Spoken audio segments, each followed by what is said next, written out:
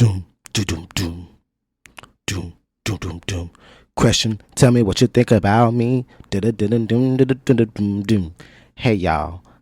As you can see, it's another question center episode. Yep. I brought it back. Another Ask Robby edition episode where I take some questions from Reddit. I take some questions from Twitter, Instagram, Facebook, wherever I see them, and I answer them. And I get straight to it. Some of these questions will be messy. Yeah. Some of them will be messy. But those are our favorite ones. So that's what this episode is going to be all about. So if you don't mind a little mess, a little gossip, or hearing about what other people's business is, sit on down, relax, and roll a blunt. Take a shot. Read a book. Well, don't read a book while you listen to me. Well, if you're cleaning your house, do that. Whatever the case may be. Whatever you do, your vices. Get ready. We're finna get into some shit. Linkinwitrobby. So dude hit me in my DM, right? And I'm just like, all you niggas freak out, and that's just all it is. First off, girl, fuck him. And you are now listening to Linkinwitrobby.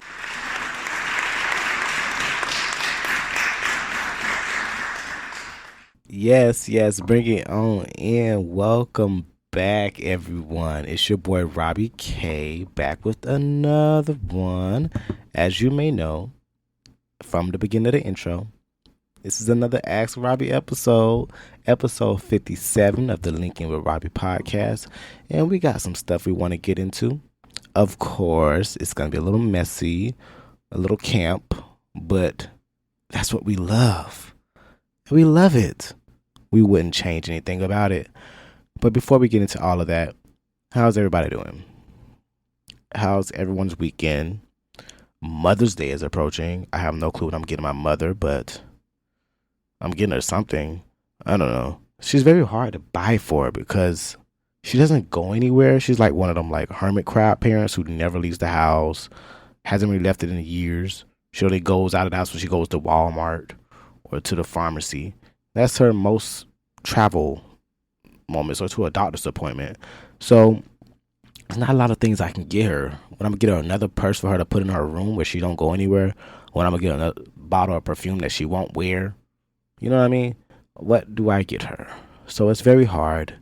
I'm thinking, and I'm not landing anywhere. Mother's Day is not my favorite holiday. I hate this holiday because this is very difficult buying for my mom, and I don't like buying gifts for people I don't know how to buy gifts for. It's just not fun. No excitement, no pleasure out of it. It's just strictly stress, confusion, and frustration. Okay? But it's the thought that counts. And I think she'll be okay as long as I just get her something and show some type of appreciation, which I will. I just don't know what that's going to be. So, crossing my fingers and hoping for the best, but sometimes the best just ain't good enough. On another note, I had a question. Recently, something happened with my boyfriend and his family, and it just made me wonder, how do you guys approach this? I know how I typically would, but I just want to know how you would. When it comes to your boyfriend having issues with any of his family members or people of his family or his tribe, how do you approach it? I typically like to have the mindset of minding my business and staying out of it, but sometimes it can be so hard, especially if your person's in the wrong, and you're just sitting there and you're just like, I want to tell him he's wrong so bad, but then I also want to mind my business because it doesn't matter whose side I take. They're going to be cool again, and I'll be sitting here looking stupid on the outs.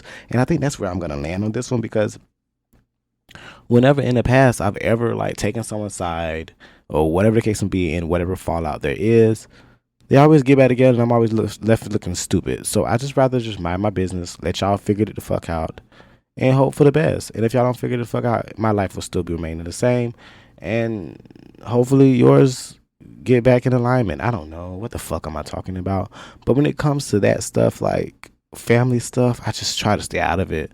I'm not even close enough with my family enough to even fall out with anybody. So I don't relate too much to it. You know what I mean? So I try to mind my business. But then they always ask me questions like, was I wrong? Or what should I say? Or how do I feel? How do you feel about this? And I'm just sitting there like, you don't really want my opinion. So I'm not giving it to you. You want validation and you want reassurance. So I'm going to give you that. I'm not going to give you my opinion. That's not what you're seeking. Because you know, and I know, that my opinion may not be the same as yours. There's a strong possibility of that. Very, very high chance. Very high chance of me disagreeing with you. So because of that, I try to mind my business because I don't got time to be falling out with you about some shit that ain't got nothing to do with me, that got to do with you and your family. That is you and your family business. And if we fall out over this, don't be mad because I done got all wrapped up in some shit that ain't got nothing to do with me. You know what I mean? Ugh. What else has been going on? Because life has been lifing. So, as you may know, I got some current event stuff I'm going to go over. Just some current topics I want to talk about before I get into the questions. But Pride is approaching. And not just any Pride, Black Pride. And with Black Pride comes events. And with events comes flyers. And with flyers comes mess about who's on the flyer. Let's talk about that. So, DC Pride coming up, right? And it's some deviant events coming up, right? And a lot of people on Twitter started wondering why Deviant, which is basically a gay pride event where it can be leather and all that good stuff, whatever you want to call it. Google it, you'll know what I'm talking about. Deviant, which is a popular event during DC Pride, has an Asian promoter for Black queer parties, and people are wondering why. Now, when the promoter decided to defend himself, because he was like, why can't I, because a lot of people was like, why do you have an Asian dude on a flyer promoting Black gay pride? This is supposed to be for us, which I understand. We do need to start gatekeeping shit because it's Black pride, not people of color pride. You know what I mean? My God, can we have anything? But so he came online to just go off, I guess you could say, because everybody was asking. His name is Fredo Marcelo. Alfredo. Okay. This is the Asian guy's name, right? He goes and says, well, no, let me go back. Because I'm all over the place. Twitter user Sahar Hariri 03, what a name. Can someone explain to me why Deviant got an Asian boy as a promoter and host of a Black gay event? Valid question, right? Alfredo responded, let me hop on the chat real quick. Crazy concept. People of different races can support Black queer spaces without taking anything from them. I was invited because I bring value, energy, and community, not because I check the box. Instead of worrying about why I'm there, ask yourself what you've done for your community besides talking shit about a group creating a safe space for everybody. Oh, you defensive. Who pissed it? Why you coming at us like that? It was a valid question. So once he was responding like that, the girls got on his head, baby. They started pulling up all kind of stuff from his close friends. When he posted something of the donation of like this, he said, this is what he posted to his story one day. He said, broke niggas was out yesterday drinking like a Mexican when they need to be working like one. And the Asian wrote that. That's what you posted as your story. He didn't write it, but he posted on his story, his close friends, where only his closest of close friends should be able to see, right? This caused such a whole diatribe of all kind of commotion because it's like, not only you have this Asian guy trying to represent us during our time of the year, now he's clearly problematic on the low, and he's trying to say that he does more for the community than we do by having a deviant party.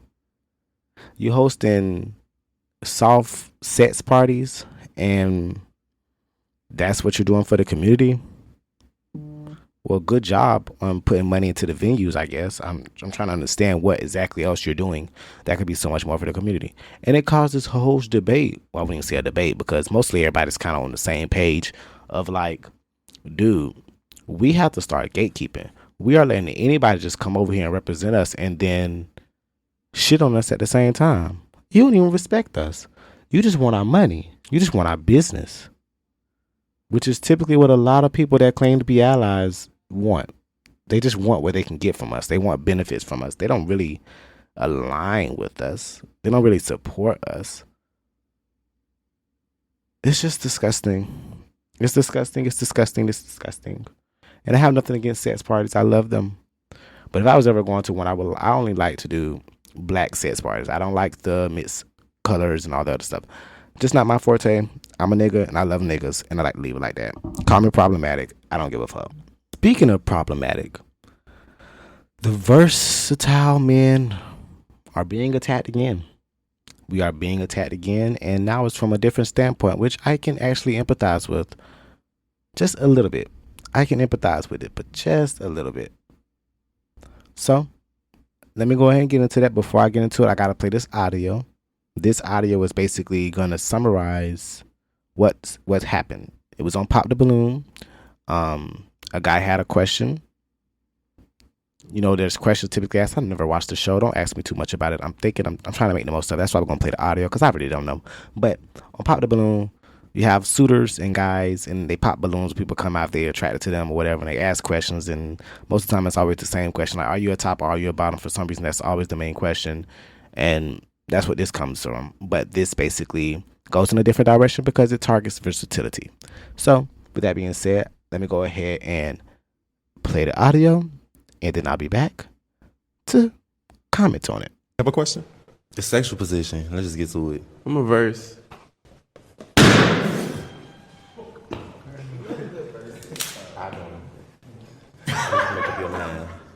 Thank you. Now, maybe I need to be educated, because this is what I thought. I thought verse means I could be whatever you need me to be. And you don't like that? That gets scary. Tell us how that gets For scary. example, whatever you pick, we doing whatever we doing because you choose to do it. Yeah. And then whatever the craving is that I'm not open to do, then what do we do then? Then we just The other thing, right? For example, if you decided to be the top and I'm the bottom, then when it's time for you to put something inside of you, then what do we do? We just gonna have to go with it. Go with what? Go with if you want to be the top, then why not? Just But if go I with already chose bottom and I'm not versed, then what? it. We could just stick to what we got going on. But the craving that you have, then what are you going to do to satisfy My it? cravings don't really matter because I stick to whatever I'm with. Like if I'm with you, if I picked you, I would have stuck with you and I would have stuck being the top. You can adapt. Yeah. Got you. Okay. Verse scared me. I'm not going to. What would have been the right answer for him to say? Whatever position he decides to be. I'm not saying top or bottom. Whatever you decide to do mentally, like just flat, it would have been okay. Well, that's what he said, right? No, he said verse. That means open to all. He asked me what he asked What do me you need? I need. Oh, what I want. I want a top. You want to? Okay, you want to talk. All right. I see. It's always interesting when that question comes up. My videographer is straight, so I just can't even imagine what goes through his head when y'all get detailed. Is outside of that, is he somebody you would have considered your type? That just scared me. I'm not gonna lie. Why it scared you? Because if I'm being your bottom and you want to whatever you I doing, like I like that to take you not control, somewhere. bro. It scared me. I'm not gonna lie. I like I can to take- trust my man, but I don't want to battle with the fact that you're not satisfied 100%. Why wouldn't I be? Well, you gonna have to you give me a like reason both. to not be satisfied. Because if you want both and I only could give you one, then what? But you gonna have to give me a reason to not be satisfied. Because I can't give it to you. Because I'm not giving it to you. Then what? Then what we gonna do? Well, I can't be mad at you. But that's gonna make you want to tip over. You're not gonna really. be satisfied, and it scared me. I ain't gonna lie, not really. Not really. I'm respected. That's yours. I respect it. Okay. I appreciate you. It's good. Good dialogue. All right. Now, is he somebody you would have considered your type? He's cute, yeah. All right. Okay, so based on the audio, what took place is that the guy that was coming out, I wish I knew what it was called. I don't know. I guess the person who's option number one. I don't know. Whatever. The guy that comes on Pop the Balloon, stumbled over my words. Basically, he states that he's versatile. The other guy pops his balloon because he doesn't want to be with a versatile person because he feels as if as a bottom, which is what he is, because only bottoms complain about this every single time, I swear to God. He's a bottom, and he feels as if he won't be able to satisfy his partner if his partner's first, which I believe opened up a good topic, because it does stem from that question alone.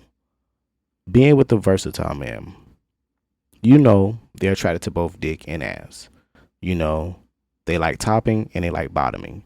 If you prefer to do one or the other as the other partner, it can be intimidating having somebody that likes both things if you don't like both things.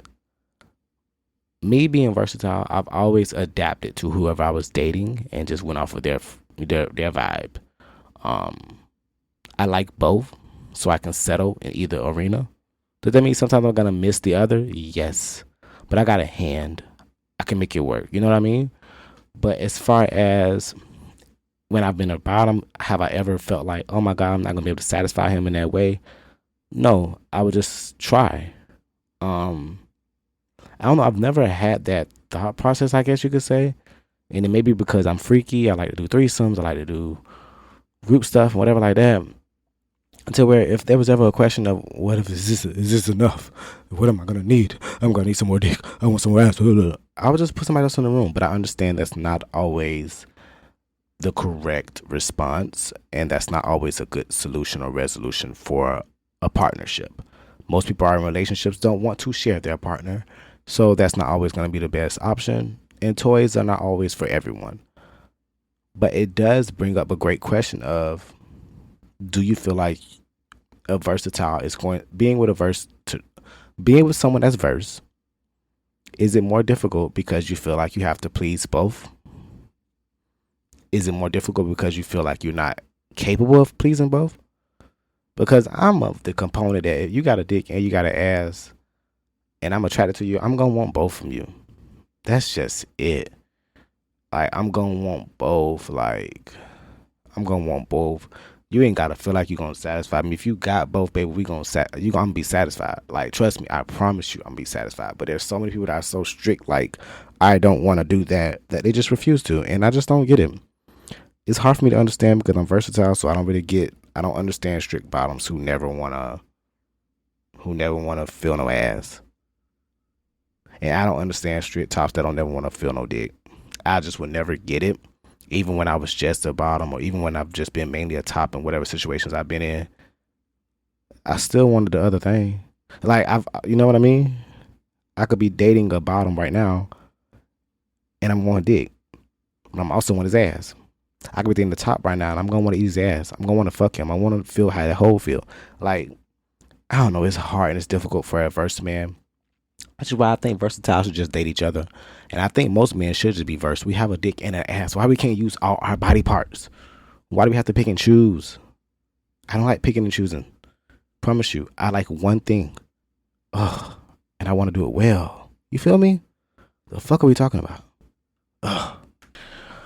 Well, this is the portion where we get into the questions, the actual questions that I have pulled up on my cellular device. Let's go ahead.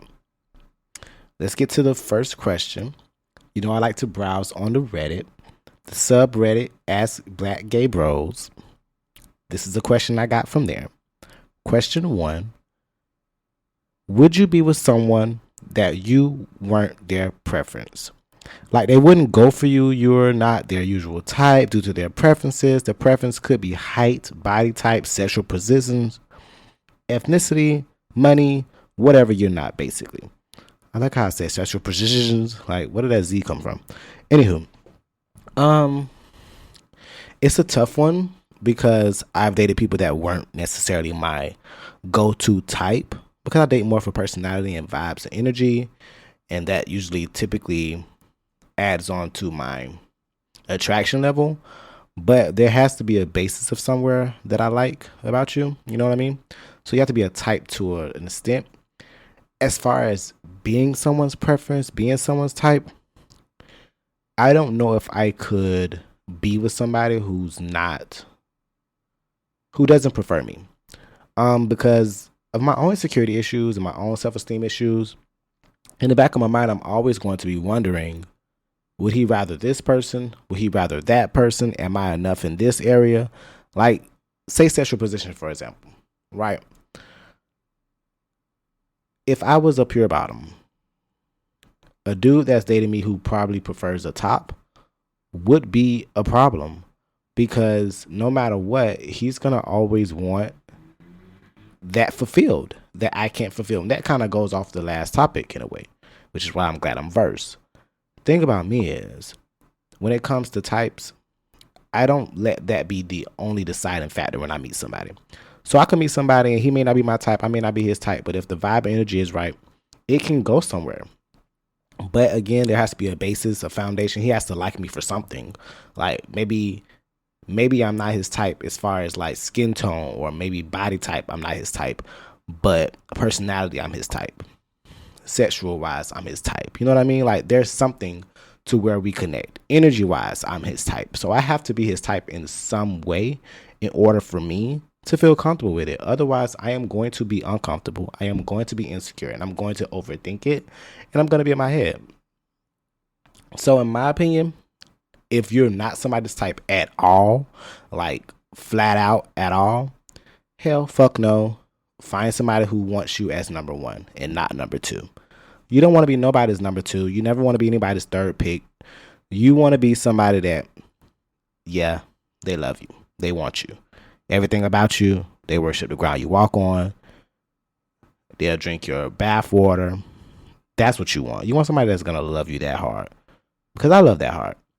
So I want you the same. I want the same for you. You know what I mean? Now, on to the next question. Question number 2.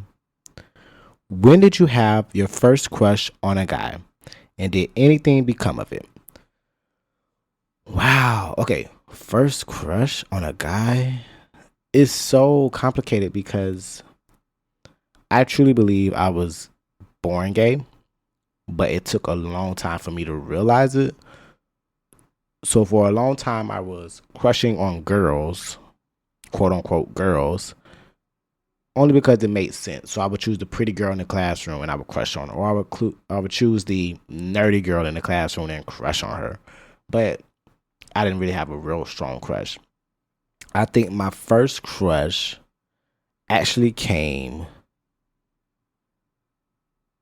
You know what?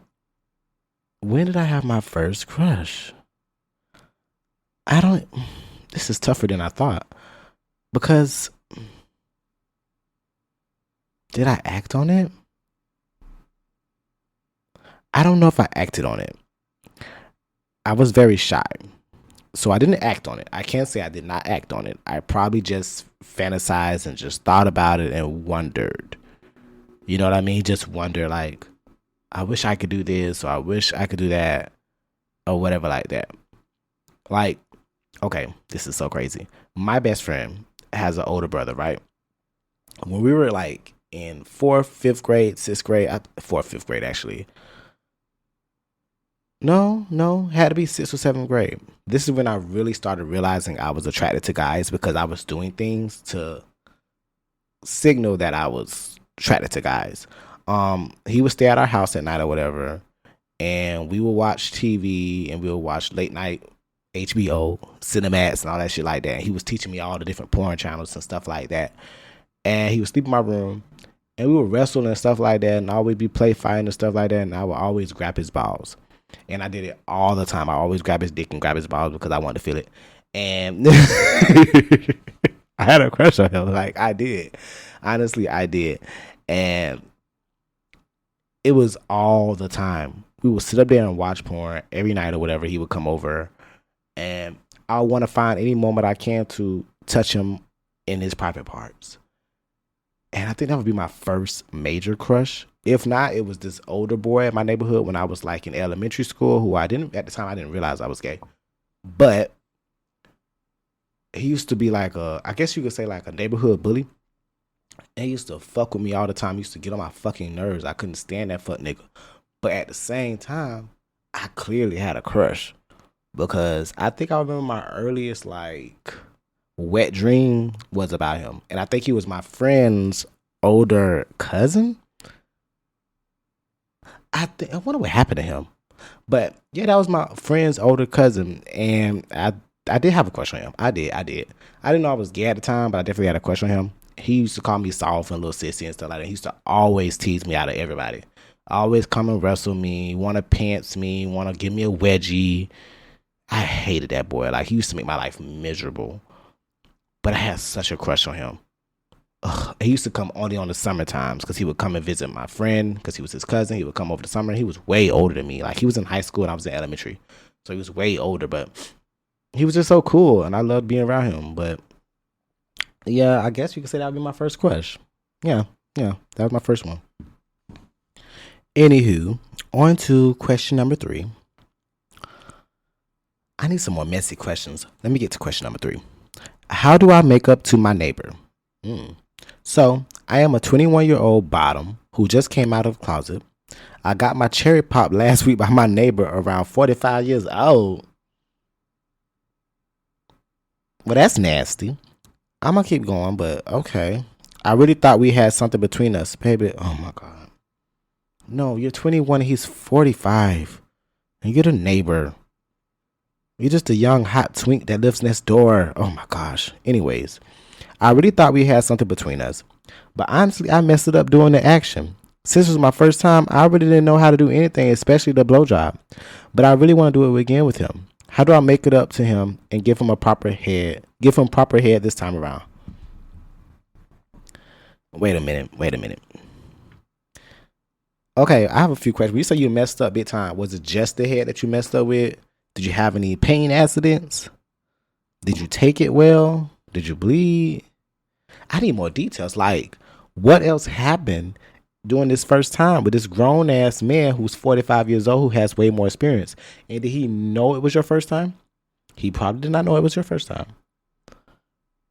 But maybe you should communicate with him that it was your first time. And then maybe communicate with him that you want to try it again. I mean, you're grown. It's icky, but you're grown. You're 21. He's 45. It's cool. I don't know if he, married or anything like that. You didn't give us a lot of details about who this man is, but he's a neighbor. I would say you don't want to already cross the line, but you already did it. You already crossed the lines. Y'all already done did the nasty. You want to go at it again. I say have him train you. Hey. Call it grooming. Call it what you want. Be like, hey, look, I've never done this before. I don't know what I was doing. I got really excited. I really was into you and I want to do things and I hope you still want to try it again, but I need your help. Guide me. Show me how to give you head. Show me how to suck your dick. And also keep in mind, I'm new at this. So be gentle with me when it comes to fucking me. Don't hurt me. Take your time. Show me how to ride it. Show me how to arch. Show me everything. Because that person, he took your virginity, right? He's going to be the one person in your life that you're going to remember for the rest of your life who did that for you. So make it special. Make it count. Put him to work. Have him teach you some stuff. That way you don't walk away from this like, oh my God, my first experience was trash. Okay, it was. If you feel like it was. But allow him to feel like, oh, so I'm teaching you? Oh, so I'm training you in a kind of way. It can be a little hot for him. It might make him feel like he got a little power. He already is 20 years older than you, so he already feels like he got some type of power control. So why not really, really lean into that? You know what I'm saying? Lean into it and really give him what he wants and let him be the older guy mentoring you while you're on your knees. You know what I mean? And then when he finally, ejaculates, if you're into that type of stuff. I mean, you're new, so you may not know what you're into. Explore your body with him. Instead of going around with 10,000 different people, try it with the neighbor a few more times. Let him teach you some things. Let him show you things. Let him guide you along the way. And go from there. I promise you, you will not be disappointed if you do that. I promise. You won't. There's no way you will. I can promise you that. Next question. Jacking off in my sleep. I, 39 male, just experienced something that I guess would be classified as sexsomnia. That's new to me. Hell, that's something I be doing. Interesting. Because I be having moments when I be asleep. And baby telling me about it. And my past relationships have said it too. They be saying I be getting fucked in my sleep. I don't know why they be saying that, but maybe I do be having sex in my sleep. Because I do be hard. I do be pre-coming a lot. Interesting. Let me go ahead and keep reading. I woke up from a deep sleep in the midst of jacking off, as in I was sleep masturbating for the first time in my life.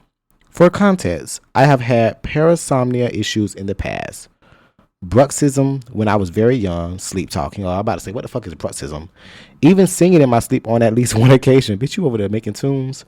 So that's what it's called when you sleep talk? Bruxism? Well, yeah, I got that issue. Yeah, I talk in my sleep all the time. Does anyone else have any familiarity? I can never say this word right. Does anyone else have any familiarity with this particular parasomnia? It's mildly worrying to me that I could engage in sexual activity while I'm completely unconscious. Although I see a therapist regularly, I don't know that I'm comfortable enough to discuss this with her. Well, that's what the fuck the therapist is for. You think she gives a fuck? She don't know you. Okay. I'm thinking that I should be seeing a sleep specialist if this becomes a recurring issue. I also have my annual physical coming up in about a week and a half, so I could bring this up with my PCP. Okay. First things first. Let's just calm down. Before we go making yourself a prime experiment test subject, let's dial it back. Is this sleep activity that you're doing, is it causing any harm, any chaos? Are you sleep masturbating in the kitchen of somebody else's apartment? You know what I mean? Are you just doing it in your bed under your sheets? Because if you're doing it under your cover and your sheets and nobody's being affected, no one can see it, you're not doing anything inappropriate, I don't think you need to get a sleep specialist. You know, I think talking to your therapist is enough because it can be something that's going on in your subconscious that's causing that. That can be one of the main things that's driving you to feel like you want to do that in your sleep, because that's not you, that's your mind, that's your subconscious that's causing you to be turned on that way. It's your subconscious that's causing you to jack off and whatever. And that makes me wonder, are you jacking off in the daytime? Like, do you masturbate at all? Because maybe you're not masturbating enough in the awake world, you know, while you're awake. Maybe you should masturbate more then, and you won't want to masturbate when you're asleep. I do know if I become celibate for a while, if I don't jack off for a while, I do tend to pre-cum more in my sleep. I have more wet dreams in my sleep. Sometimes that does happen. But maybe you're longing for something, your subconscious is longing for something that you're suppressing. And maybe that's why you're masturbating so much. What are these dreams you're having? See, these are the questions I want to know. What are the dreams that you're having? Are they specific type of dreams? What you really doing in your dreams? What's happening in this sleep masturbating session? Because I don't think you have a problem, because you haven't said anything that sounds alarming yet. You just sound like you get hard in your sleep and you grab your hand grabs your dick and you stroke. I just need more details. Like, are you doing it and then ejaculating in the kitchen sink? Are you sleepwalking to the balcony, butt naked, stroking in front of your neighbors? I need to know, are those things happening? Because that's what's going to let me know if there's a problem. Because right now it don't sound like a problem. It sounds like normal behavior. We all, when we're asleep, have night woods or morning woods, early morning woods, where our dick is at its fullest hard. You know what I mean? Erect, fully shining bright like a diamond, all those things. We've all had that. So I don't think there's anything wrong with you. I don't think you're crazy. I don't think you need mental assistance. But you already have a therapist. I think that's what she's for. Don't be ashamed to tell her. She's heard some of everything. Trust me. Open up to her. Let her know what's going on. And I'm pretty sure it's something going on in your subconscious that she can help you pinpoint. Instead of thinking you're a clinic case, like you're already ready to go to a sleep specialist so they can tie you up and plug you up and watch you sleep and see what you do. Like, I think that's a bit extreme. Don't you think? I don't even think you need to go tell your primary care physician. I think you just need to tell your therapist that you have and go from there. Because, baby, I don't think nothing wrong with it. Like I said, we all get turned on. We all be horny in our sleep. And unless you're doing anything inappropriate or crossing the line or criminal activity, I think you're fine. And I don't think you should be alarmed. I don't think you should be worried. I don't think you should be really upset with yourself. I think you're good. Okay? All right, so that is going to conclude all my questions for today. Just a few questions I wanted to get through. This was a quick, short episode. I wanted to make sure I had an episode. I didn't really have a lot to touch on because the David situation, his case got pushed back to the end of May. On top of that, I didn't have a lot of other topics I wanted to discuss right now. The next topic, I do know what I'm going to go into. It's going to be the verse agenda. We're really going to get into that. I haven't really talked about that. I've hinted at it a few episodes, but I really want to talk about the life of being versatile and the things we go through and the hindrances we deal with on a daily basis. It's not easy for us. Everybody thinks we're just having some selfish, greedy fun time, and it's not. It's not a lot of sexy fun time. Sometimes it's just a lot of chaos, confusion, and frustration. And misunderstanding. So we're going to touch on that on Tuesday episode, but I want to make sure I checked in today, even if it was just for a little bit, quick 30 minutes, that's fine. I just want to make sure I checked in with my audience, make sure y'all good, make sure y'all got to hear my voice and my opinions on things. Like I said, you can always send your questions to my Twitter, which is robbykavalli, to my Instagram, which is robbykavalli, Snapchat, it's robbykavalli. Any questions you need and anything else, let me know. I'm here to serve you. I'm glad I was here to entertain you, and I hope I can entertain you some more. It's your boy Robby K, and of course, you already know I'm signing out. Smooches. And on that note, I did enjoy myself talking to you today. I hope you enjoyed yourself. And if you did, come back next Wednesday, every Wednesday after that. Tune in to what I gotta say. And yeah, just keep linking with Robby.